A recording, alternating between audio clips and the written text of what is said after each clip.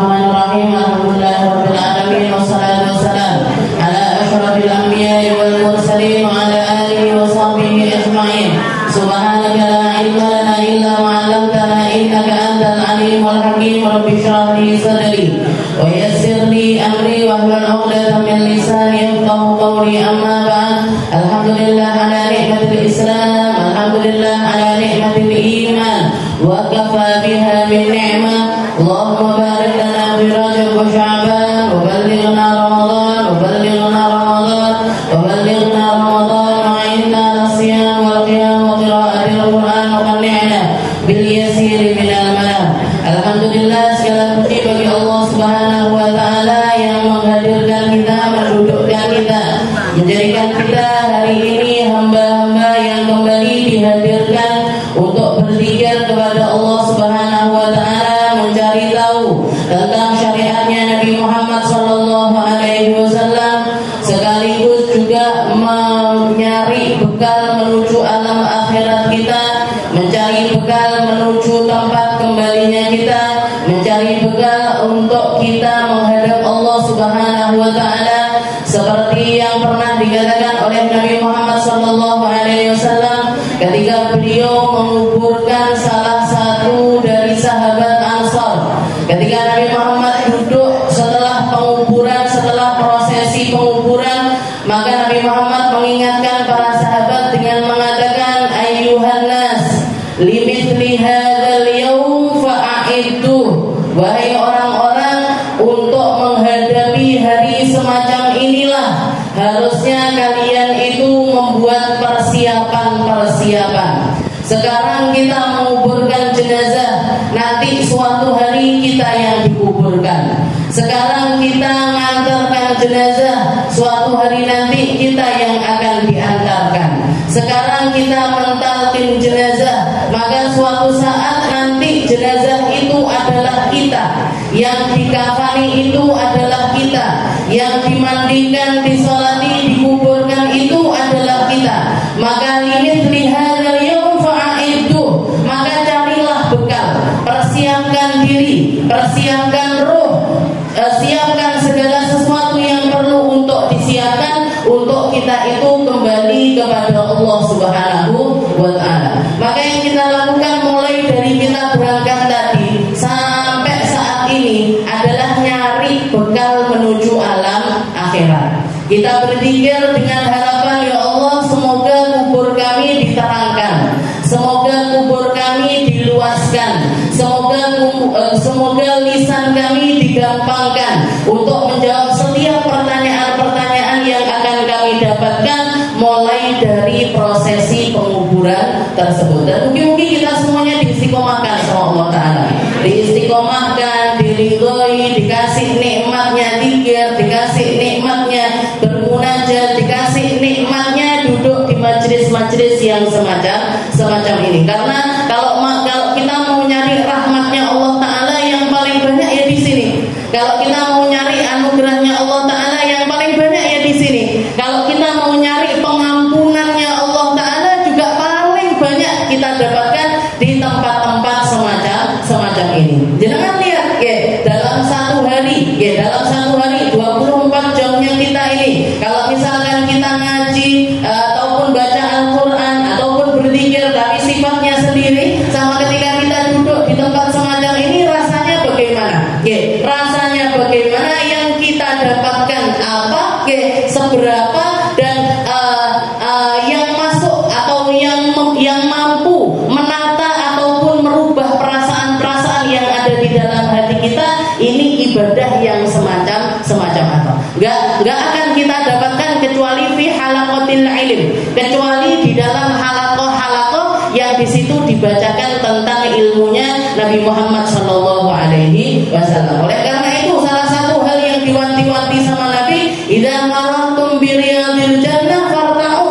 Kalau kamu ketemu sama taman-taman surga, kalau kamu nemukan taman surga atau ketemu di situ orang kumpul-kumpul di taman surga, farta'u, ikutlah kamu menikmati apa yang ada di dalamnya. Katanya para sahabat, wa riyadul jannah ya Rasul, yang namanya taman surga itu yang mana ya Rasul? Katanya Nabi Muhammad, halaqatud dzikr berzikir, halakoh atau kumpulan orang yang di situ mereka berzikir, atau di dalam riwayat halakotul ilm, halakoh yang di situ dibacakan tentang ilmunya Allah, tentang ilmunya Rasulullah Sallallahu Alaihi Wasallam. Ini yang sedang kita lakukan. Yang tinggal perasaan hati yang kita tata, niat yang kita tata, tujuan yang benar di dalam apa yang kita lakukan ini, agar kesemuanya ini menjadi satu kesatuan. Jadi ngajinya benar, kumpulannya benar, orang yang hadir ini punya hati yang benar, cara pikir yang benar. Karena setinggi apapun ilmu ataupun sebanyak apapun ilmu yang kita punya, tapi kalau tujuan kita hadir ini enggak benar, cara berpikir kita ini enggak benar, maka semuanya juga akan membawa kita kepada sesuatu yang sedikit manfaatnya. Sedikit manfaatnya. Kalau kita kumpul-kumpul nyapo, ya FOMO aja. Oh, jenengan FOMO. Viral aja. Saiki usume wong ngaji, saiki usume wong jilbaban gede, saiki usume wong berbondong-bondong ngaji sana ngaji sini. Aku tak melok-melok. Masa enggak melok? Nanti saya enggak viral dong. Nanti saya enggak ikut tren dong. Ya wes, yang dia dapat kalau pas trennya ada yang ngaji, hilang trennya, ya hilang wongnya. Hilang, balik ke alamnya yang asli. Kembali ke tempatnya dia yang asli. Nas'alullah salamah. Kita minta sama Allah Ta'ala keselamatan dari rasa-rasa yang semacam itu. Kita lanjutkan pembahasan kita di dalam kitab Sulamut Taufiq ila al-qal qala al-alif rahimahullahu ta'ala wa nafa'ana bi ulumi fid dharain amin wasyafillah wal amnu min makrillah wal qunut min rahmatillah. Kalau minggu-minggu yang lalu kita bahas tentang penyakit-penyakit hati ataupun maksiatnya hati, di antaranya adalah meragukan Allah dan juga al-amnu min makrillah, atau merasa aman dari cara kerjanya Allah, atau bagaimana Allah Ta'ala ini mampu memperlakukan hambanya ini terserah Allah. Bahkan Nabi Allah Adam yang sudah ada di surga, tinggal di surga, makan buah-buahan surga, menikah di surga sekalipun, ternyata dikeluarkan sama Allah Ta'ala dari dalam surga. Jadi jangan pede dulu dengan amaliyah kita, dengan lingkungannya kita, dengan nasabnya kita, dengan keilmuan kita, dengan popularitas kita. Itu semuanya tidak menjamin kita untuk diperlakukan sama Allah Ta'ala dengan cara-caranya Allah. Terserah Allah, semuanya terserah Allah. Maka yang harus kita lakukan bagaimana? Istaqimu wa la tuhsu. Jadi kalau sudah melakukan kebaikan, istiqomah dulu. Istiqomahkan dulu. Yang harus kita lakukan pertama adalah istiqomah. Ya Allah, saya ngaji, ya Allah kasih saya istiqomahnya ngaji. Ya Allah, saya sholat, kasih saya istiqomahnya sholat. Ya Allah, saya puasa, kasih saya istiqomahnya puasa. Ya Allah, saya sedekah, kasih saya istiqomah di dalam sedekah tersebut. Istiqomah dulu. Setelah istiqomah, apa yang harus dilakukan? Wala tuhsu, ojo diundang-undang.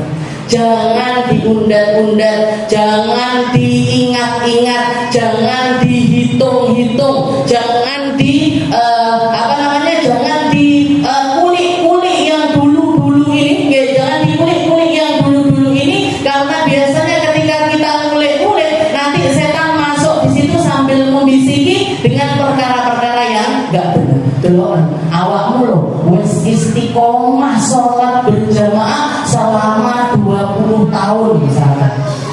Itu kan wong sak kampung dalem iki sing iso istiqomah 20 tahun iki sapa? Akhirnya keluar. Itu yang namanya al-amnu min makrillah, merasa kalau jadi akhirnya timbul perasaan di dalam dirinya ini menyandarkan amaliyah itu kepada dirinya sendiri. Dan orang yang menyandarkan amaliyah kebaikan kepada dirinya sendiri, katanya Allah Ta'ala, fahuwa lahu man tawakkala bi nafsihi. Barang siapa yang mewakilkan satu kebaikan tentang dirinya sendiri kepada dirinya sendiri, maka Allah Ta'ala akan menyerahkan perkara tersebut kepada hamba tersebut, dan gak perlu dia minta pahala dari Allah Subhanahu wa Ta'ala. Na'udzubillahi min dzalik. Ini rasa yang sangat bahaya sekali. Bahkan lebih bahaya dibandingkan orang yang ketakutan atau merasa putus asa dengan keburukan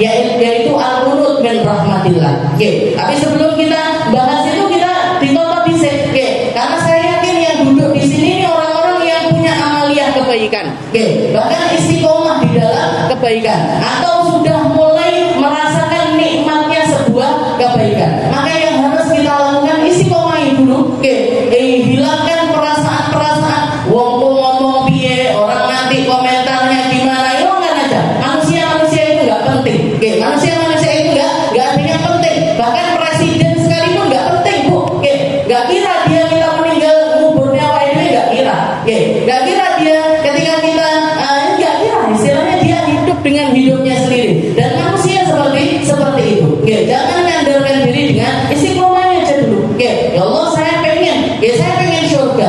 Ya Allah saya pengen masuk ke dalam surga. Ya Allah tawaran pintu surga begitu banyak. Saya pengen ngambil porsi dari ibadah tersebut. Ambil.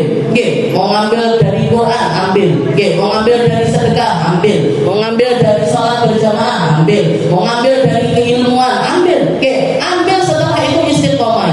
Setelah diistiqomahkan, wala tuhsu, jangan dihitung-hitung. Jangan dihitung. Tapi saya kok bikin ulang tahun miladnya Darussalam kemarin yang ke-6 itu kenapa? Ya itu sekedar pengingat aja. Tapi jangan bikin kita ini ngundat-ngundat. Terus banding-bandingkan sama majelis yang lainnya. Sekian puluh tahun, itu sekian puluh tahun, itu sekian puluh tahun. Dulu apa saya itu pernah bilang di kampung dalam ini banyak sekali rutinan, Bu. Bahkan umurnya itu luar biasa. Rutinan di rumah nenek saya itu mungkin lebih dari 60 tahun atau lebih dari 50 tahun atau 60 tahun dari datuk saya. Baca Dalail Khairat sampai sekarang. Pesertanya itu antara 30 sampai 40-an orang.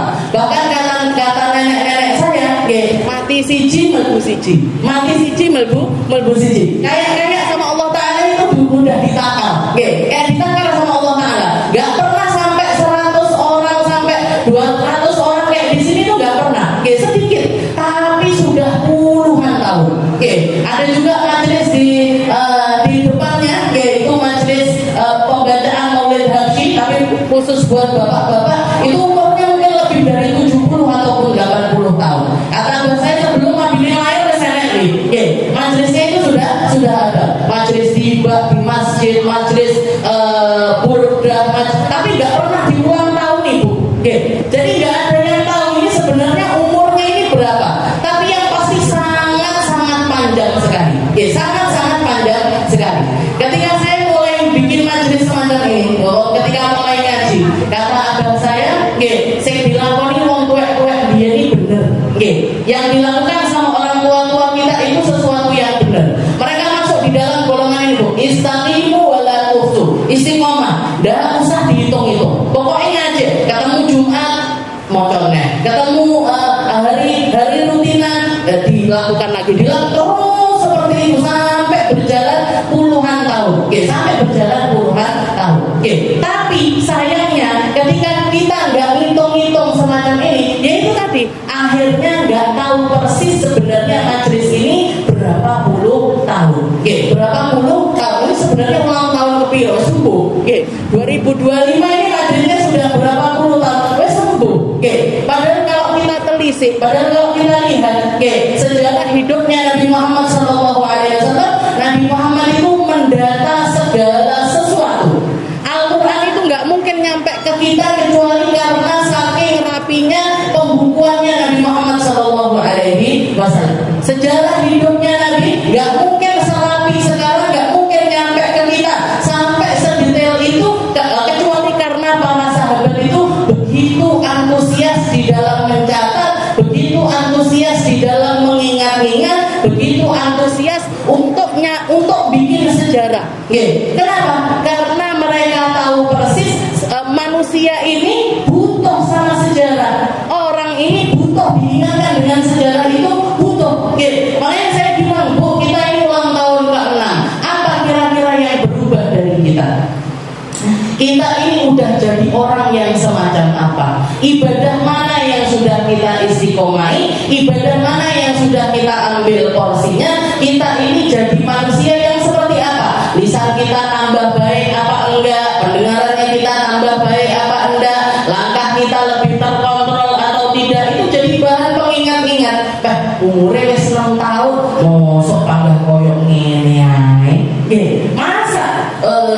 Masa kita jadi orang-orang yang seperti ini? Padahal para sahabatnya Nabi itu 3 tahun. Katanya Abdullah bin Mas'ud, 3 tahun setelah saya masuk ke dalam agama Islam, Allah Ta'ala menurunkan ayat, menurunkan ayat yang mengatakan apakah belum datang? Apakah belum datang saatnya bagi kalian itu untuk khusyuk di jalannya Allah Subhanahu wa Ta'ala?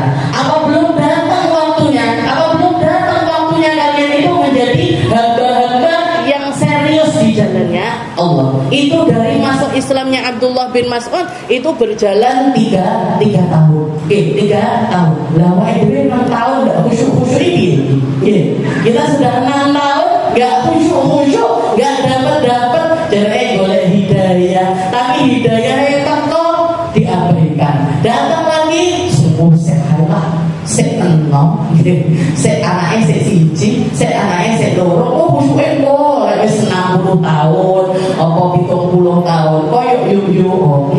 Kayak ya memang dipanjangkan umurnya sampai segitu sama Allah Ta'ala. Kayak pasti nyampe ke umur tersebut. Itu semuanya caranya setan di dalam menyesatkan hambanya. Ya nasallallahu salamah. Jadi al-amnu min makrillah ini maksiat, termasuk maksiatnya hati, yaitu merasa aman dengan amal kebaikan yang dia lakukan. Sekali lagi, orang yang berilmu biasanya disandarkan dengan ilmunya. Orang ahli Quran menyandarkan diri dengan Qurannya. Orang ahli majelis menyandarkan diri dengan majelisnya. Orang ahli salat menyandarkan diri dengan salatnya. Itu biasanya tempatnya dia tertipu dengan jalan skenario-nya Allah Subhanahu wa Ta'ala. Padahal innallaha yaf'alu ma yasha. Padahal Allah Ta'ala kalau mau melakukan sesuatu terserah sama Allah. Terserah sama orang, mau ditinggikan terserah Allah, direndahkan terserah Allah, disesatkan terserah Allah, dikasih hidayah juga terserah Allah. Maka jangan pernah merasa aman. Karena dikatakan innallaha la yajma', Allah Ta'ala itu tidak mengumpulkan di dalam diri seseorang itu amnain au khaufain. Dua rasa aman atau dua rasa takut. Orang yang ketakutan selama di dunia, orang yang merasa takut sama Allah Ta'ala di dunia, di akhirat bakalan dikasih rasa aman sama Allah. Dan orang yang merasa aman di dunia, dia akan mendapatkan rasa takut di akhirat nanti. Maka mendingan harusnya kita jadi orang yang takut selama di dunia agar akhirat kita ini menjadi sesuatu yang aman. Gak ada orang di dunia aman, di akhirat aman, itu gak ada. Gak ada juga orang takut di dunia, takut juga di akhirat, itu gak ada. Jadi kalau enggak aman di dunia, takut di akhirat, atau takut di dunia, aman nanti di hari akhirat. Itu. Jadi jangan pernah menyandarkan diri kita dengan kebaikan-kebaikan yang kita lakukan. Wal amnu min makrillah. Nah, ini sekarang kita masuk ke wal qunut min rahmatillah, ataupun juga merasa putus asa dari rahmatnya Allah. Jangan sampai kita, ini termasuk maksiatnya hati. Jalannya setan untuk memporak-porandakan iman kita kepada Allah Subhanahu wa Ta'ala. Al-qunut min rahmatillah ini seringkali diucapkan oleh para ahli maksiat, orang-orang yang banyak melakukan kesalahan, orang-orang yang banyak melakukan dosa. Mereka mengatakan, "Alah, aku kilo koyok-koyok gak mungkin diampuni sama Allah. Saya ini sudah terlalu basah dengan dosa. Saya ini sudah terlalu banyak melakukan kesalahan, maka Allah Ta'ala gak mungkin mengampuni diri saya." Itu maksiat hati. Itu suudon sama Allah. Itu namanya dia suudon sama Allah Ta'ala. Seakan-akan Allah Ta'ala gak mampu mengangkat seseorang dari kubangan keburukan. Allah Ta'ala mengatakan di iftitah kitab, Allah Ta'ala membuka kitabnya, membuka Al-Quran dengan sifatnya Ar-Rahman Ar-Rahim. Bismillah Ar-Rahman Ar-Rahim. Rahim, dengan menyebut nama Allah yang Maha Pengasih lagi Maha Penyayang. Oke, kalau Allah Ta'ala mau, Allah Ta'ala bisa bikin pembukaan kitabnya Bismillah. Oke, Al-Qawiyyul Matin, oke, yang Maha Kuat, yang Maha Memaksa, yang Maha mampu memperhitungkan segala sesuatu itu secara mendetail. Bisa Allah Ta'ala. Oke, Allah Ta'ala mau mereteli amaliyah kita, oke, mau mereteli kebaikan kita, mereteli apa yang sedang kita lakukan tentang penghambaan kita sama Allah Ta'ala. Mampu, Bu. Oke, kamu sholat tapi takbir tidak khusyuk, nanti iftitah ya tidak khusyuk, Fatihah ya tidak khusyuk, nanti ini Maha mampu, Bu. Allah Ta'ala mereteli itu semuanya dari kita, mulai dari ujung rambut kita sampai kaki kita ini penuh dengan aib, ya, penuh dengan kesalahan, penuh dengan istilahnya kurangnya adabnya kita kepada Allah Subhanahu wa Ta'ala. Allah Ta'ala Maha mampu. Misalkan dibuka Al-Quran itu dengan lafaz Bismillah, Al-Qawiyyu Al-Matin, yang Maha Kuat, yang Maha mendetail di dalam memperkarakan setiap hambanya, ya, memperkarakan segala sesuatu. Tapi Allah Ta'ala memilih membuka kitabnya dengan lafaz Ar-Rahman Ar-Rahim, okay, yang Maha Kasih, yang Maha Sayang, yang banyak kasihnya, yang banyak sayangnya, yang banyak ngampuninya, yang banyak gak memperkarakan sesuatu itu secara mendetail. Itu Tuhan kita, itu sesembahannya kita. Dia yang setiap harinya 5 kali minimal kita sujud kepadanya. Okay. Kita yang menghamba kepadanya, dan Allah Ta'ala selalu tawaran awalnya itu adalah Ar-Rahman Ar-Rahim, Ar-Rahman Ar-Rahim, Ar-Rahman Ar-Rahim. Okay. Nabi Muhammad itu di dalam satu sholat pernah ditemukan beliau membaca. Jadi setelah baca doa iftitah, setelah itu beliau mau baca Fatihah. Okay. Sebelum baca Fatihah beliau baca Bismillahirrahmanirrahim.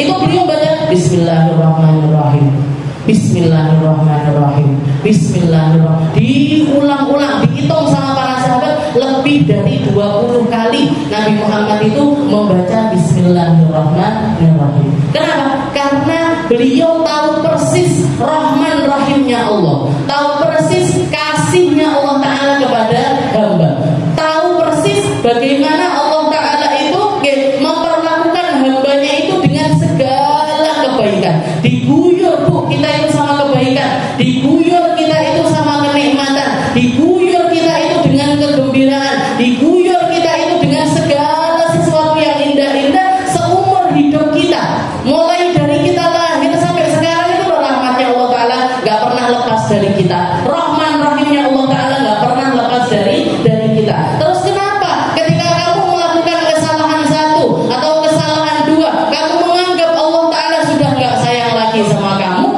Kamu menganggap Allah Ta'ala sudah gak akan berkenan untuk menerima dirimu? Kamu menganggap Allah Ta'ala gak mampu membukakan pintunya untuk dirimu? Gak ada, Bu. Batullah maftuh, pintunya Allah Ta'ala itu terbuka terus-terusan, terbuka terus-terusan. Gak ada siapapun hamba yang mampu dan dimampukan sama Allah Ta'ala untuk menutup pintunya Allah Subhanahu wa Ta'ala. Maka tetaplah husnudon sama Allah. Siapapun kita, sebanyak apapun kesalahan kita, sejelek apapun kesalahan yang pernah kita lakukan, kita harus yakini Allah Ta'ala yaghfirud dzunuba jami'an. Allah Ta'ala Maha mampu untuk mengampuni setiap dosa. Allah Ta'ala Maha mampu untuk mengindahkan kita. Allah Ta'ala Maha mampu untuk mengangkat kita dari keburukan menuju keindahannya Allah Subhanahu wa Ta'ala. Di dalam satu kisah dikatakan di zaman Nabi Muhammad SAW ada satu kelompok orang, bukan satu orang, dua orang, sekelompok orang yang berasal dari satu desa yang sama, dan desa itu terkenal dengan keburukannya mereka. Orang-orang ini datang, gerombolan orang ini mendatangi Nabi Muhammad SAW dalam keadaan malu, dalam keadaan merasa nggak pantas, dalam keadaan yang istilahnya hati yang luar biasa buruk.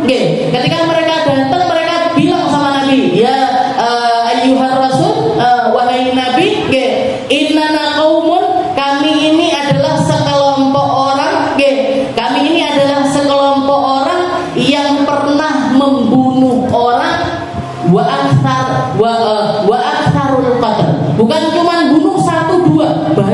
kami bunuh ya Rasul.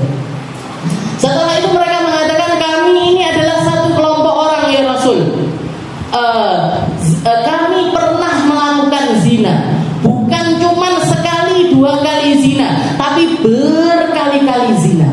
Oke, kami ini tukang bunuh, kami ini tukang zina. Kami ini orang yang sangat-sangat buruk sekali ya Rasul. Dan kami tahu persis apa yang engkau dakwahkan ini adalah sesuatu yang benar, apa yang engkau ajakkan ini adalah sebuah kebaikan, apa yang engkau berikan ini semuanya indah ya Rasul.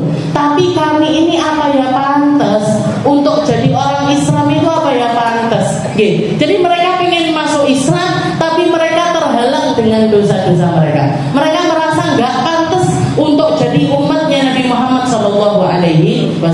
Maka dikatakan ketika mereka datang, setelah mereka mengucapkan kalimat-kalimat tersebut kepada Nabi, maka Allah Ta'ala menurunkan firman-Nya. Allah Ta'ala menurunkan ayat, langsung Al-Quran turun, yang mengatakan walladzina la yad'una ma'allahi ilahan akhar. Katanya Allah Ta'ala, mereka-mereka yang tidak menduakan Allah, mereka-mereka yang mengesakan Allah, ya, mereka-mereka yang bersaksi bahwasanya tidak ada Tuhan selain Allah.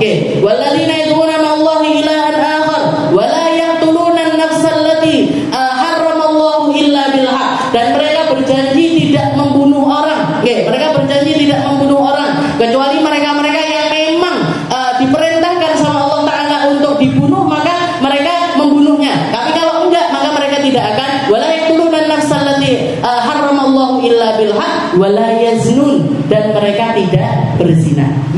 Barang siapa yang tetap melakukan maksiat ini, yalqa athama, mereka akan mendapatkan dosa yang besar. Yudha'af lahul adab, dan orang itu akan mendapatkan istilahnya dosa itu bukan cuma dianggap sekali sama Allah Ta'ala, tapi dianggap berkali-kali. Ini menunjukkan kalau orang sudah ngerti, orang kalau sudah paham, tapi terus-terusan mengulangi dosanya, bukan satu dosa yang dianggap sama Allah Ta'ala, tapi berlipat-lipat ganda. Yudha'af lahul adab.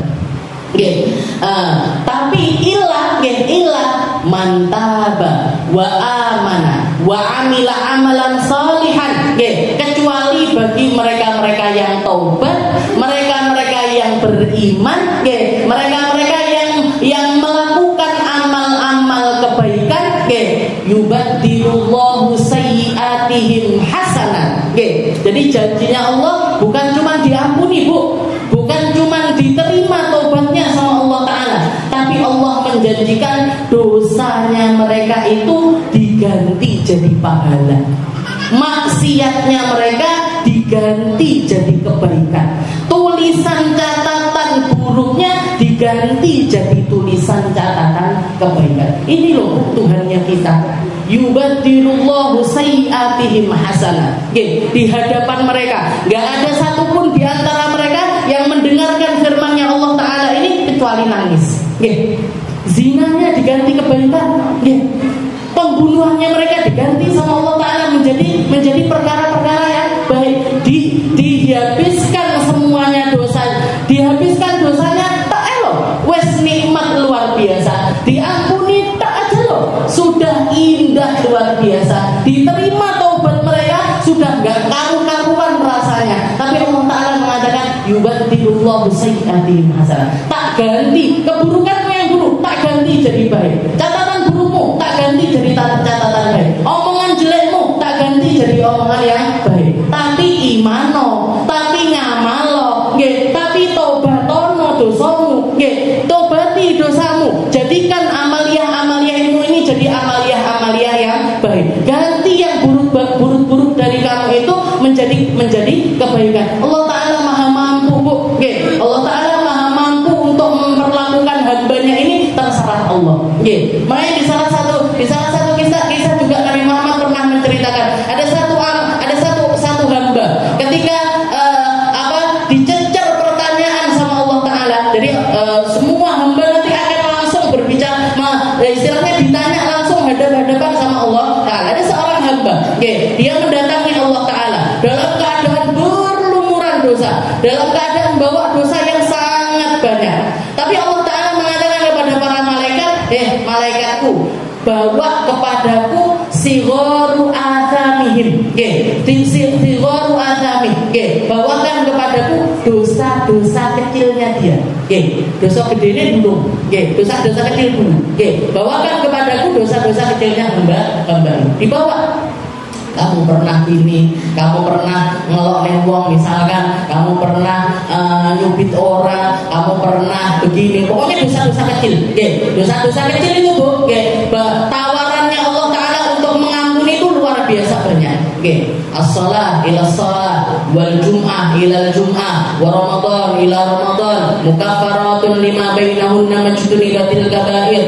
Katanya Nabi, antara sholat satu dengan sholat yang lain, antara Jumat satu dengan Jumat yang lain, antara Ramadan satu dengan Ramadan yang lain, akan menghapuskan dosa-dosa yang ada di antaranya selama hamba ini menghindari dosa besar. Oke, dosa besar itu apa? Minum khamr, dosa besar. Narkoba, dosa besar. Zina, dosa besar. Bunuh orang, dosa besar. Oke, punya pertikaian antara hamba beriman, dosa besar. Satru-satrunan ini dosa gede Bu, bukan dosa kecil. Oke, jadi nggak senang sama orang. Oke, tahu satru nggih, wong Jawa kabeh, wong Tulungagung kabeh. Oke, satru-satrunan itu dosa besar, bukan dosa kecil. Makanya habiskan sebelum kita masuk Ramadan. Habiskan sebelum kita ketemu sama Jumat. Habiskan sebelum kita ketemu sholat berikutnya. Oke, jadi ini nanti masih mau dua ini. Aku dua uang, aku nggak seneng ini, nggak seneng ini. Selesaikan masalah itu. Oke, kenapa? Karena nggak diampuni sama Allah Ta'ala dengan amaliyah ini tadi. Mukaffaratun lima bainahunna majtunibatil kabair. Selama orang itu nggak menghindari dosa-dosa besar, maka diampuni sama Allah Ta'ala. Oke, terus juga dosa besar itu uququl walidain. Oke, durhaka sama orang tua. Oke, durhaka sama orang tua itu dosa-dosa. Selama kamu menghindari dosa-dosa besar ini, oke, semua antara sholat satu, sholat yang lain, Jumat satu, Jumat yang lain, Ramadan satu, Ramadan lain, entek Bu, dienteknya sama Allah Ta'ala dosa kita, nggak diperhitungkan sama Allah. Oke, itu dosa besar. Dosa gede lain lagi. Oke, makanya dikatakan ini hamba ini punya dosa besar, punya dosa kecil. Tapi sama Allah Ta'ala suruh bawakan dosa-dosa kecil dulu. Oke, katanya Allah, kamu pernah gini, kamu pernah gini, kamu pernah gini. Oke, ya Allah, ya Allah. Sudah iso ngelak. Oke, buktine enek, catatannya enek, gambare enek, videonya enek. CCTV-nya Allah Ta'ala melebihi CCTV-nya kita. Oke, diperlihatkan semuanya sama Allah. Kamu pernah gini? Ya Allah, ya Gusti. Terus Allah Ta'ala bilang, tapi kamu kan sholat, tapi kamu kan Ramadan puasa, tapi kamu kan gini, tak hapus semuanya. Oke, bukan cuma dihapus, katanya Allah Ta'ala, tak ganti keburukanmu ini dengan kebaikan. Karena kamu taubat, karena kamu beramal soleh, karena kamu beriman sama saya, tak ganti jadi amal kebaikan. Iki bocah iki gatul. Oke, bilang sama Allah, ya innali dzunuban ghairu hadzal dzunub. Ya Allah, dosaku sakeh loh, Gusti. Oke, masih ada dosa-dosa yang lain, enggak diganti jadi baik sekalian. Enggak diganti jadi baik sekalian. Itu dosa-dosa kecil ya Allah. Oke, aku masih punya dosa-dosa yang lain, enggak sekalian diganti jadi dosa. Jadi diganti catatannya juga menjadi sebuah kebaikan. Katanya Nabi Muhammad, ini orang diperlakukan sama Allah Ta'ala dengan kebaikan, dan dia minta lebih dari kebaikan tersebut. Jangan tahu responnya Allah Ta'ala. Ketika melihat hamba yang semacam ini, guyu Allah Ta'ala. Setelah itu Allah Ta'ala mengatakan, bawakan dosa-dosa besarnya dia sekalian akan aku ganti catatannya menjadi kebaikan. Bayangkan Bu, neng di golek Tuhan semacam ini. Di mana kita mau nyari Tuhan sebaik ini itu di mana? Kalau nggak sama Allah Ta'ala itu kita mau gandul sama siapa? Kita mau selamat lewat mana? Kita mau bertuhan kalau bukan sama Allah Ta'ala ini, mana Tuhan yang lebih baik daripada Allah Subhanahu wa Ta'ala? Nabi Muhammad ketika menceritakan ini, nggak habis pikir. Dosa kecilnya diampuni, diganti jadi kebaikan. Dia spontan ngomong, ya Rabb innali dzunuban ghairu hadzal dzunub. Ya Allah, saya punya dosa selain dosa-dosa ini, tak gawane pisan ya Allah. Ganti catatannya dengan kebaikan dan dituruti sama Allah Subhanahu wa Ta'ala. Fala taqnatu min rahmatillah. Jangan pernah putus asa untuk nyari rahmatnya Allah. Jangan pernah merasa nggak pantas untuk jadi hambanya Allah. jangan pernah menyerah untuk jadi orang baik ini, jangan pernah menyerah. Katanya Habib Abdullah bin Alawi Al-Haddad, fafirru ilallah. Ya Allah Ta'ala itu bilang di dalam Al-Quran, larilah kamu menuju Allah, cari rahmatnya Allah. Meskipun tertatih-tatih, meskipun terseok-seok, meskipun jalan jatuh lagi, jalan jatuh lagi, jalan jatuh lagi, ya semacam kita ini. Koyok-koyok pas ngaji rapi kabeh, ento hidayah kabeh, ento inayah kabeh, metu lali. Hidayah ditinggal yang majelis. Hidayah lah lupa. Kita semacam kita ini terseok-seok jalan menuju Allah, tapi jangan pernah putus asa dari rahmatnya Allah. Salah satu ayat yang pasti dikutip oleh para ulama kalau bahas tentang al-qunut min rahmatillah, bahas tentang kita itu nggak boleh putus asa dari rahmatnya Allah Ta'ala. Allah Ta'ala menawarkan kul, katakan wahai Muhammad, li'ibadiyalladzina asrafu ala anfusihim. Katakan wahai Muhammad kepada hamba-hambaku. Jadi orang banyak maksiat tapi masih dianggap hamba sama Allah Subhanahu wa Ta'ala. Qadhi Iyad, salah satu ulama di zaman salaf itu pernah mengatakan, salah satu hal yang menambahkan kemuliaanku, keindahanku, keagunganku, yang bahkan mampu membuat aku seakan-akan telapak kakiku ini nyampe ke atas Thuraya, bisa mijak bintang, bisa mijak bulan, karena saking gembiraku. Orang kalau senang ini biasanya loncat, orang kalau senang ini biasanya jingkrak-jingkrak. Ini kalau saya nginget-nginget firman-Nya Allah Ta'ala yang mengatakan kulli ibadi, katakan wahai Muhammad kepada hamba-hambaku. Ini kayak kaki saya ini pengen nempel ke bintang, kaki saya ini pengen nyampe ke bulan. Ketika Allah Ta'ala menganggap aku sebagai hambanya dengan banyaknya dosaku, dengan banyaknya kesalahanku, dan menjadikan Nabi Muhammad sebagai penuntunku, sebaik-baik manusia, nuntun manusia-manusia macam kita, sebaik-baik manusia, bawa orang-orang yang hatinya penuh keburukan semacam kita. Nabi yang dijadikan pemandu, dan Allah Ta'ala yang tetap gak mengeluarkan aku dari penghambaanku. Masih dianggap hambanya Allah. Ini salah satu hal yang perlu, yang menjadikan aku ini merasa sangat-sangat mulia dengan diriku, sangat-sangat mulia karena diciptakan oleh Allah Subhanahu wa Ta'ala. Qul li ibadiyalladzina asrafu ala anfusihim. Katakan wahai Muhammad sama mereka-mereka yang asrafu ini melampaui batas di dalam dosanya. Zina, tobat, zina neh, tobat neh, zina neh, tobat neh, zina neh, minum khamr, tobat, minum khamr lagi, tobat lagi, minum khamr lagi. Ini orang-orang yang asrafu ala anfusihim, orang-orang yang melampaui batas di dalam ketidaktahu diriannya mereka. Begitu banyaknya nikmat yang Allah Ta'ala berikan kepada mereka, tapi mereka terus-terusan melakukan kesalahan. Tapi yang dikatakan bukannya Allah Ta'ala mengatakan ibadiyalladzina asrafu ala anfusihim, katakan kepada mereka-mereka yang banyak dosa ini wahai Muhammad, inna adzabi, sesungguhnya nerakaku itu pedih siksaannya, sesungguhnya aku bisa membuat mereka menjadi orang-orang yang aku hinakan, aku bisa menjadikan mereka enggak.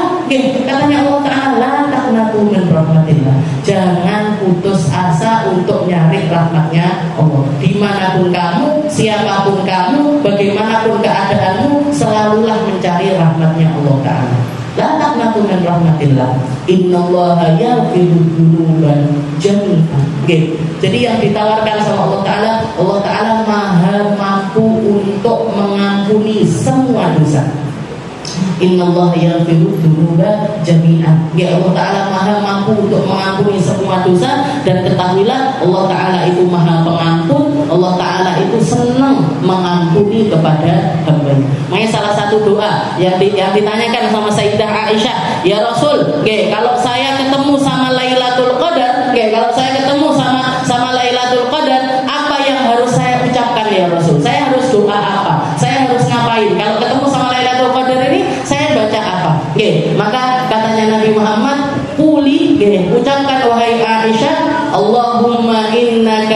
afuwun karim tuhibbul afwa fa'fu anna. Nggih, Allahumma innaka afuwun karim tuhibbul afwa fa'fu anni. Nggih, ya Allah, jenengan adalah zat yang suka ngampuni hambanya, maka ampuni saya.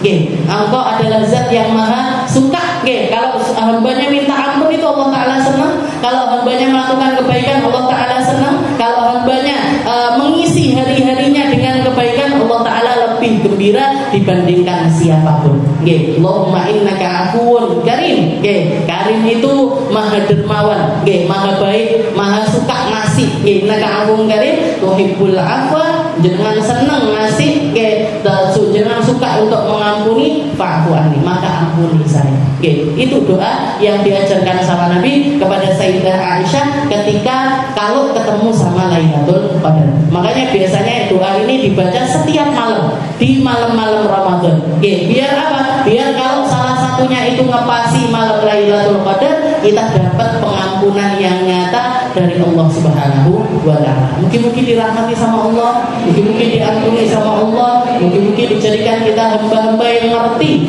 bagaimana kemuliaannya Allah Ta'ala dan bagaimana Allah Ta'ala memuliakan kita, bagaimana Allah Ta'ala yang maha rahmat dan memberikan semua rahmatnya atas kita, bagaimana Allah Ta'ala maha indah dan senang mengindahkan hambanya, suka memberi karunia kepada hambanya, suka kalau hamba ini berada di tempat-tempat mulia. Mungkin kita, orang tua kita, semua orang yang kita sayangi dijaga iman Islamnya sama Allah, dijaga dengan penjagaan yang nyata, zahirnya, batinnya, pikirannya, hatinya dijaga sama Allah Ta'ala dari segala macam maksiatnya hati, dari segala macam maksiatnya badan, dari segala macam kesalahan-kesalahan yang bisa diperbuat oleh seorang hamba.